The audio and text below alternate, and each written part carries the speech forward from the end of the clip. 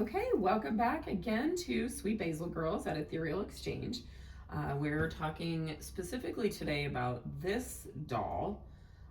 She's Parisian, about the 1970s. There's nothing particularly extraordinary about the doll itself. She did come from the same estate of a doll collector that also was a doll doctor. AJ I had asked her to specifically find some dolls that had some positive energy attached to them. And this doll was really special because the positive energy that's attached to her is actually a famous movie star. AJ, would you like to elaborate a little bit on who she is and how she came about to tell you who that she was? Yes, so she had talked to me a little bit, the spirit form had talked to me, and she immediately told me that she was famous, and my response was, no, you're not. Well, didn't you say a lot of times people, like the spirits will tell you that they're famous and you're like, yeah, sure, okay, whatever. Exactly. Rarely is that the case. Mm-hmm. Until I looked her up and I said out loud her name. Okay. Marlene. And that was when you came to me and you were telling me, oh yeah, this one she says that she was famous. And again, AJ's 22 and I'm 53. I barely knew who she was, but I knew the name. There's no way AJ knows who this movie star was. But she did say Marlene, and I looked at her and I said, Marlene Dietrich? And she goes, yeah, that's who she said she was. And I was all, okay, I guess that kind of tracks. Because what you said also is that she sings throughout the house. Like you have heard her singing this whole time. Yep. So what did she tell you that was relatively significant about, her passing or even her spiritual journey? Even how she got into the doll? Well, she died in Paris. Okay. And this was just maybe a doll that she had or was just around. Okay. But a lot of her things were also sold off. Yes. In fact, I did some research and I saw that there was quite a bit of her estate that had been sold. She had lived in Paris. She wanted to be buried back in Berlin, which is where she was born. And she also had an apartment in New York. Yes. And so all of that had been redistributed, to say it kindly.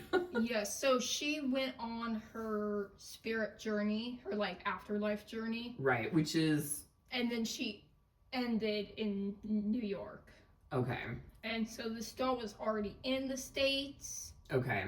So later it was sold over and over again to different people until she finally ended with the doll doctor. Okay.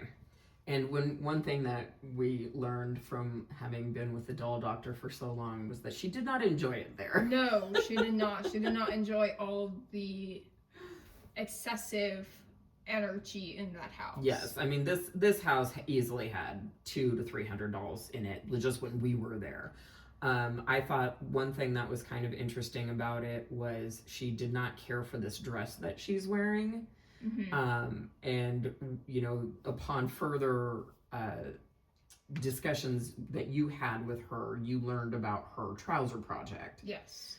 And she seemed to be relatively proud of that. The interesting thing about that is I didn't really find anything per se that it was a trouser project that she pushed for it, but what she did do... She was the first woman to wear trousers in a train station. Okay. That's how it became. Okay, that's right, the train station pants, because that is something that she mentioned early mm-hmm. on, and I made sure to write that down.